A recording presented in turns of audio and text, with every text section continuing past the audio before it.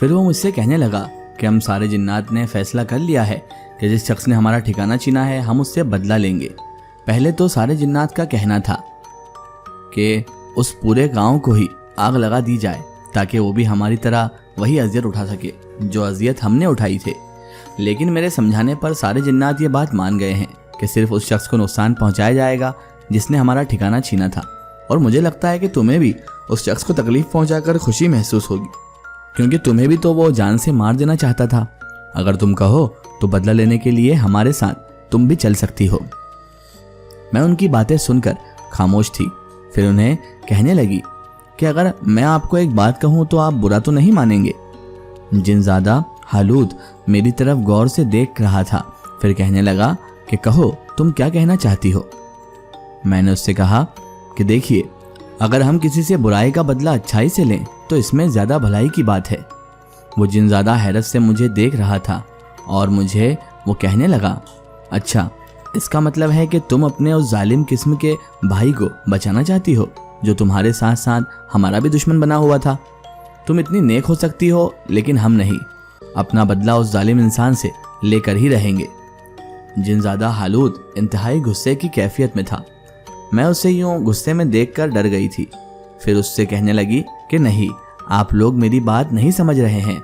मैं ये कहना चाहती हूँ कि अगर बुरे इंसान की तरह उसके साथ बुराई की जाए तो शायद हम अपना बदला लेने में नाकाम हो जाएंगे, क्योंकि उस शख्स को मारकर हम अपना बदला तो ले लेंगे लेकिन इस बुराई का मकसद नहीं खत्म कर पाएंगे जो उस शख्स हमजा ने अपने जहन में पैदा की हुई है।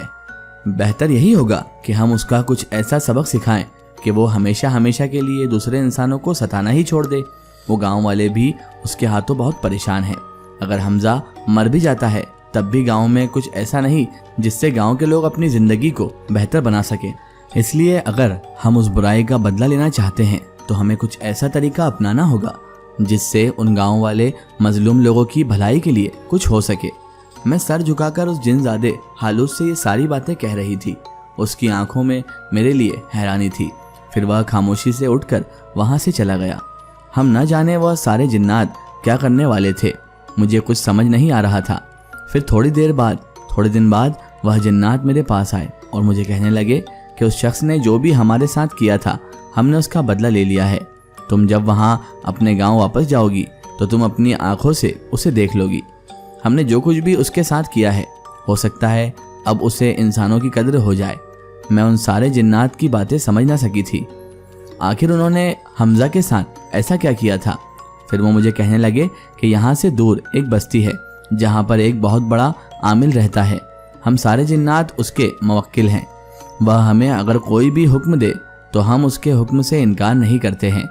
वह उस बस्ती का बड़ा नेक आदमी है। अगर तुम चाहो तो हम तुम्हें उस आमिल के घर पहुंचा देते हैं। तुम अपनी ज़िंदगी वहां आसानी से बसर कर सकती हो। यूँ तुम्हारा हमारे साथ रहना ठीक नहीं है। ऐसा ना हो कि किसी शैतानी जिन्नात की निगाह तुम पर पड़ जाए और उसके दिल में तुम्हारे लिए बुराई पैदा हो जाए। लेकिन उस आमिल के पास तुम महफूज रहोगी क्योंकि वो एक नेक तबीयत का आदमी है। उसके साथ रह रहकर तुम अपने आप को इतना मजबूत कर लो कि अपनी बाकी की ज़िंदगी अपने इख्तियार से गुजार सको। मुझे उन जिन्नात की बातें सुनकर हैरत हो रही थी, क्योंकि इतना तो शायद कोई इंसान भी मेरे लिए ना सोचता जितना वो सोच रहे थे।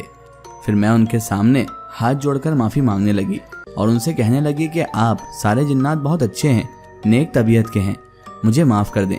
मेरी वजह से आप जैसे अच्छे जिन्नातों को इतनी अजियत उठानी पड़ी। फिर वो मुझसे कहने लगे कि तुमने हमें कोई तकलीफ़ ना पहुंचाई। हाँ, लेकिन जिसने हमें तकलीफ़ पहुंचाई थी उससे हमने बदला ले लिया है। हमने अपना नया ठिकाना ढूंढ लिया है जो कि एक बहुत खूबसूरत बाग है और उसमें तरह तरह के दरख्त लगे हुए हैं। उस बाग में रहना हमारे लिए किसी हसीन दुनिया से कम ना होगा। इसलिए हम हमेशा के लिए ये जगह छोड़कर वहाँ जा रहे हैं। लेकिन जाने से पहले हम तुम्हारे लिए एक मजबूत ठिकाना बनाकर देना चाहते हैं ताकि तुम अपनी ज़िंदगी वहाँ महफूज कर सको। उन जिन्नात की इतनी मेहरबानी मेरे लिए काफ़ी थी। अब मैं उनके साथ एक लंबे सफ़र पर जा रही थी। फिर उन्होंने मुझे एक बस्ती में छोड़ दिया और मेरे हाथ में एक कागज़ थमा दिया। उस कागज़ पर एक पता लिखा हुआ था। अब मुझे उस बस्ती में उस आमिल के पास जाना था। मुझे पता था कि उन जिन्नात ने आमिल को मेरे बारे में सब कुछ पहले ही बता दिया होगा। अब मैं धीरे धीरे उस बस्ती में दाखिल हो रही थी। उस बस्ती को देखकर साफ लग रहा था कि वहाँ मेरे जैसे ही इंसान रहते थे, न कि कोई जिन्नात। जब मैंने उस बस्ती में मौजूद एक शख्स से वो पता दिखाया तो हैरत से मेरी तरफ देखने लगा। फिर मुझे कहने लगा कि अच्छा, आप नवाजुद्दीन साहब की मेहमान हैं। वो तो एक बहुत बड़े पहुँचे हुए आमिल हैं। चलिए, मैं आपको उनके घर छोड़ देता हूँ। अब मैं उस शख्स के साथ अपनी एक नई मंजिल की तरफ जा रही थी।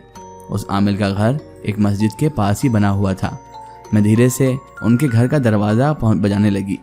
मुझे बहुत शर्मिंदगी महसूस हो रही थी। ऐसे कैसे मैं किसी अजनबी के घर रह सकती थी? मुझे कुछ समझ नहीं आ रहा था। उसके अलावा मेरे पास कोई ठिकाना भी ना था।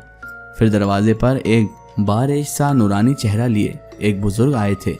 मैं बगैर जाने ही ये कह सकती थी कि हो ना हो यही वह आमिल हैं जिसका पता मुझे जिन्नात ने दिया है।